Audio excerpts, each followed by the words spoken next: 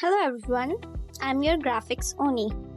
So today we are going to learn how to use generative background in Photoshop. Firstly, take a new file, then click create. A file will create and just paste the photo you want to edit. The old method is take the selection tool for removing the background, but it's time taking and it's also not giving the good results to us.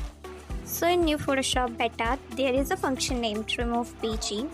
Click on that, then your photograph's background is removed without any hassle. It's a function which is fast, easy and precise. We just can say I'm good.